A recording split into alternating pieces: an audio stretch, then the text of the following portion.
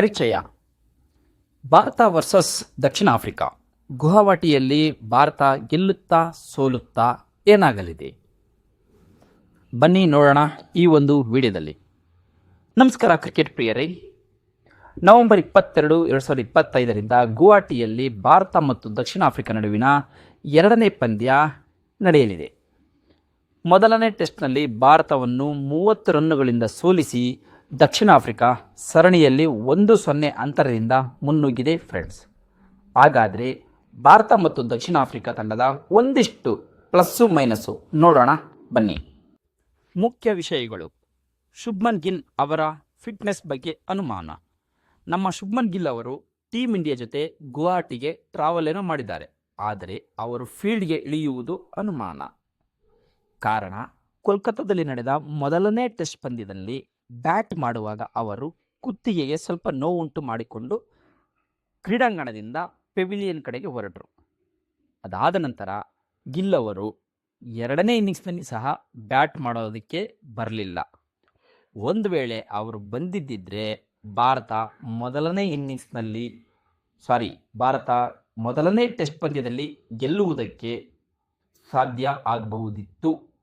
ಏನಂತೀರಾ? ಕಮೆಂಟ್ ಮಾಡಿ. ಗಿಲ್ ಆಡದಿದ್ದರೆ ಭಾರತದ ಪ್ಲಾನ್ ಏನು? In case Gill is not playing, ಅವರ ಜಾಗಕ್ಕೆ ಗುಜರಾತ್ ಟೈಟಾನ್ಸ್ ಆಟಗಾರ ಸಾಯಿ ಸುದರ್ಶನ್ ಬರುತ್ತಾರೆ. 4ನೇ ಕ್ರಮಾಂಕದಲ್ಲಿ ಆಡುವ ಸಾಧ್ಯತೆಯೂ ಇದೆ ಅಂತ ಬ್ಯಾಟಿಂಗ್ ಕೋಚು ಸುಳಿವು ಕೊಟ್ಟಿದ್ದಾರೆ. ದಕ್ಷಿಣ ಆಫ್ರಿಕಾ ತಂಡಕ್ಕೆ ಹಿನ್ನಡೆ. ದಕ್ಷಿಣ ಆಫ್ರಿಕಾದ ಪ್ರಮುಖ ವೇಗದ ಬೌಲರ್ ಕಗಿಸೋ ರಬಾಡ ಅವರು ಸರಣಿಯಿಂದ ಅನಾರೋಗ್ಯ ಕಾರಣದಿಂದ ಹೊರಗಡೆ ಇಡಲಾಗಿದೆ. ಅವರ ಜಾಗಕ್ಕೆ ಲುಂಗಿ ಎನ್ಗಿಡಿ ಬಂದಿದ್ದಾರೆ. ಸೊ ಇದೇ ದಕ್ಷಿಣ ಆಫ್ರಿಕಾ ತಂಡಕ್ಕೆ ಸ್ವಲ್ಪ ಹಿನ್ನಡೆಯಾಗಿದೆ ಅಂತ ಹೇಳಬಹುದು. ಗುವಾಹಟಿ ಪಿಚ್ ಹೇಗಿದೆ? ಮೊದಲ ಟೆಸ್ಟ್ನಲ್ಲಿ ಭಾರತದ ಸೋಲಿನ ನಂತರ ಗುವಾಹಟಿ ಪಿಚ್ ಬಗ್ಗೆ ಸಾಕಷ್ಟು ಚರ್ಚೆಯಾಗಿದೆ. ಭಾರತದ ಮುಖ್ಯ ಕೋಚ್ ಗೌತಮ್ ಗಂಭೀರ್ ಗುವಾಹಟಿಯಲ್ಲಿ ಬ್ಯಾಟಿಂಗ್ ಪಿಚ್ ನಿರ್ಮಿಸುವಂತೆ ಹೇಳಿದ್ದಾರೆ. ಸ್ಥಳೀಯ ಕ್ಯೂರೇಟರ್ಗಳು ವೇಗ ಮತ್ತು ಬೌನ್ಸ್ ಇರುವ ಪಿಚ್ ತಯಾರಿಸಲು ಪ್ರಯತ್ನಿಸುತ್ತಿದ್ದಾರೆ ಎಂದು BCCI ಮೂಲಗಳು ತಿಳಿಸಿವೆ. ಈ ಪಿಚ್ ಬಂದ್ಬಿಟ್ಟು ಕೆಂಪು ಮಣ್ಣಿನಿಂದ ಕೂಡಿದೆ. ಆರಂಭದಲ್ಲಿ ವೇಗಿಗಳಿಗೆ ಸಹಾಯವಾಗಲಿದೆ, ಆದರೆ ದಿನ ಕಳೆದಂತೆ ಸ್ಪಿನ್ನರ್ಗಳಿಗೆ ಅನುಕೂಲವಾಗುವ ಸಾಧ್ಯತೆಯೂ ಇದೆ ಅಂತ ಹೇಳಿದ್ದಾರೆ. ಪಂದ್ಯದ ಸಮಯ ಬದಲಾವಣೆ. ಹೌದು ಫ್ರೆಂಡ್ಸ್, ಗುವಾಹಟಿಯಲ್ಲಿ ಬೇಗ ಸೂರ್ಯ ಮುಳುಗುವುದರಿಂದ ಪಂದ್ಯವನ್ನು ಬೆಳಗ್ಗೆ 9 ಗಂಟೆಗೆ ಆರಂಭ ಮಾಡಲಾಗುತ್ತದೆ.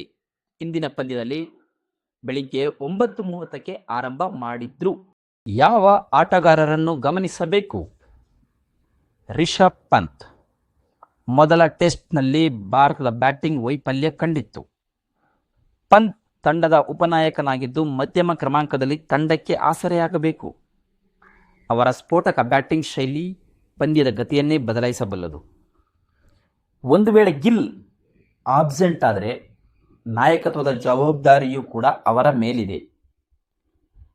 ಬುಮ್ರಾ ಮತ್ತು ಮೊಹಮ್ಮದ್ ಸಿರಾಜ್, ಈ ಇಬ್ಬರು ವೇಗಿಗಳು ಭಾರತದ ಪ್ರಮುಖ ಬೌಲಿಂಗ್ ಶಕ್ತಿ.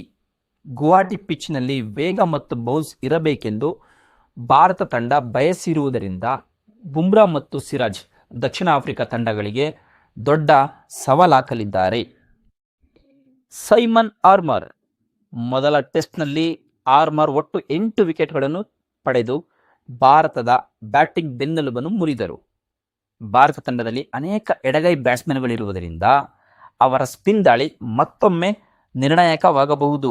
ಏನಂತೀರಾ ಫ್ರೆಂಡ್ಸ್? ಕಮೆಂಟ್ ಮಾಡಿ. ಲುಂಗಿ ಎನ್ಗಿಡಿ.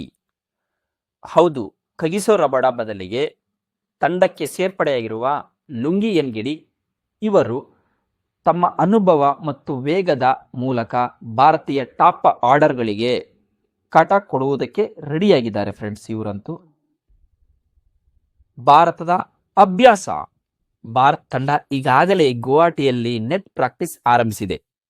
ಮೊದಲ ಟೆಸ್ಟ್ ಪಂದ್ಯದಲ್ಲಿ ಮಾಡಿದ ತಪ್ಪುಗಳನ್ನು ಸರಿಪಡಿಸಿಕೊಳ್ಳಲು, ವಿಶೇಷವಾಗಿ ಸ್ಪಿನ್ ಬೌಲಿಂಗ್ ಎದುರಿಸಲು ತೀವ್ರವಾಗಿ ತರಬೇತಿ ನಡೆಸಿದೆ ಫ್ರೆಂಡ್ಸ್. Bonus points. ಇದು 300ನೇ ತವರು ಟೆಸ್ಟ್. ಹೌದು ಫ್ರೆಂಡ್ಸ್, ಗುವಾಹಟಿಯಲ್ಲಿ ನಡೆಯುತ್ತಿರುವ ಪಂದ್ಯ ಭಾರತದ ಪಾಲಿಗೆ ವಿಶೇಷ. ಇದು ಭಾರತ ಆಡುತ್ತಿರುವ 300ನೇ ತವರು ಟೆಸ್ಟ್ ಪಂದ್ಯವಾಗಿದೆ. ಭಾರತಕ್ಕೆ ಒತ್ತಡ. 1-0 ಹಿನ್ನಡೆಯಿಂದಾಗಿ ಭಾರತದ ಮೇಲೆ ತೀವ್ರ ಒತ್ತಡವಿದೆ. ಸರಣಿ ಸಮಬಲ ಉಳಿಸಬೇಕಾದರೆ ಈ ಪಂದ್ಯವನ್ನು ಭಾರತ ಗೆಲ್ಲಲೇಬೇಕು. It is a do or die match for India. ಈ ಸರಣಿಯು ವಿಶ್ವ ಟೆಸ್ಟ್ ಚಾಂಪಿಯನ್ಶಿಪ್ 2025-27 ಭಾಗವಾಗಿದೆ. ಮೊದಲ ಪಂದ್ಯ ಸೋತಿರುವುದರಿಂದ ಭಾರತಕ್ಕೆ ಈ ಪಂದ್ಯದಲ್ಲಿ ಗೆಲುವು ಅನಿವಾರ್ಯ.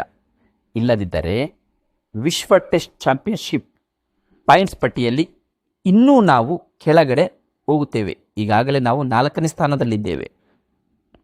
ಕೊನೆಯ ಮಾತುಗಳು ಫ್ರೆಂಡ್ಸ್, ನಿಮ್ಮ ಪ್ರಕಾರ ಈ ಪಂದ್ಯದಲ್ಲಿ ಯಾರು ಗೆಲ್ಲುತ್ತಾರೆ? ಭಾರತ ತಂಡದ ಈ ಬದಲಾವಣೆಗಳು ಫಲ ನೀಡುತ್ತವೆಯೇ? ನಿಮ್ಮ ಅನಿಸಿಕೆಗಳನ್ನು ಕಮೆಂಟ್ ಮಾಡಿ. Thanks for watching friends.